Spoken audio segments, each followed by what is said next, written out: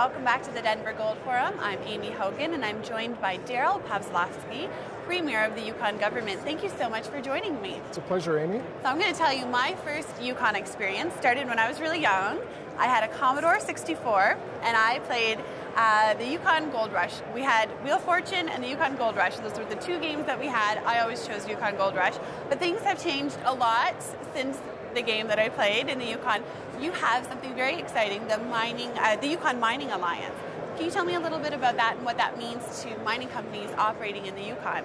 Well, what it is it's a collaboration amongst a number of explorers and developers who've gotten together to help to market themselves and really to also market Yukon as they go out talking to people, allowing investors to hear what our story is. And our government works very closely with the Yukon Mining Alliance because the symmetries are there and we're both looking towards the same goals, as that's creating opportunities for foreign investment, which will allow us to grow and develop our resource economy. Okay, and you were saying that this is one of the first years that we have some companies from the Yukon at the Denver Gold Forum. Yeah, that's right. Yukon Mining Alliance, it's their first time that they've been to the Denver Gold Forum, and of course they're very excited to be here. And I'm very excited to be here with them. Great opportunity to promote your company, definitely, at the Denver Gold Forum. Now, the Yukon has a couple of infrastructure challenges. What are you guys doing to face those challenges? We're doing a number of things right now. Of course, as a territory, we have a broad expanse of roads, a road system which some of the other two territories don't have. But we're also expanding our hydro capacity. We have a transmission grid that reaches to most of the communities.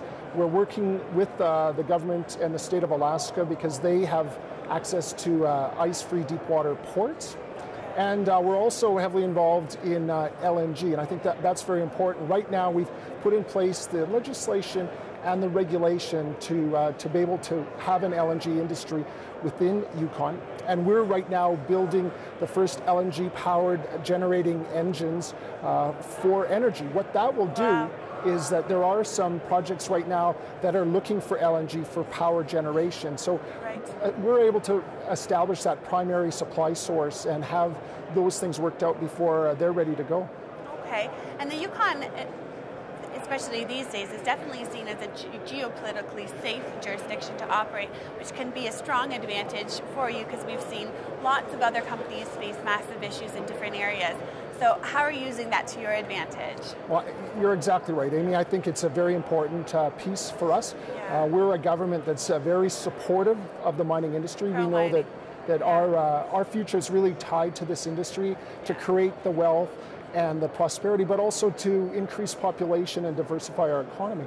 One of our great strengths that we have is that there's 14 First Nations in Yukon.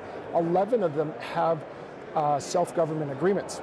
There's only 24 of these modern-day treaties that exist within Canada, so we have almost half of them. And really what that means is in those areas, a vast area of Yukon, is that there is no dispute. There's certainty around land and resource ownership. And I think that that's very important because that's not simply the case in some of the other jurisdictions. And you've done some changes recently to your regulations to make them even more friendly to the mining industry. So can you talk a little bit about that? That's right. We've done some work with our water licensing process, so the Waters Act that we have, where we've implemented some timelines on the administrative and the adequacy portions of the licensing.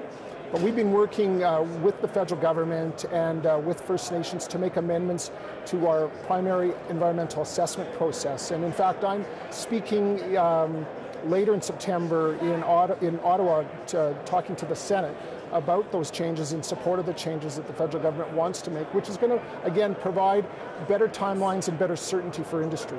Would you say we have a mining-friendly federal government? Well, certainly I'm supportive of the federal government in their support of the North, and I think that that's been a priority for this government, and they've been able to raise that awareness of Canada, of the potential for the North, and we're very excited to be able to be a bigger part of Canada. Okay, and I guess one of the last things that we'll try and fit in with our interview with you is the geological endowment that the Yukon has. So tell me a little bit about that. Truly incredible what we have, and I think one of the underlying things is that we're very much underexplored at this point. But there's in the last few years, we've permitted 3 hard rock mines. We have a number of projects that are in advanced exploration or the development stages right now. But I can tell you that we've got gold and silver, lead, zinc, copper, tungsten, molybdenum, nickel, platinum, iron, a number of base metals and precious metals that we're ready and open for business.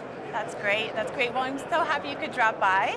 Hope you enjoyed your first conference. Thank you for sharing your story about Yukon. Oh, you'll have to play the game now. Absolutely. I don't know if you've ever played it before, but you'll have to play it. It's hilarious. Anyways, I'm Amy Hogan. This has been the Commodities Dig. Thanks for joining me.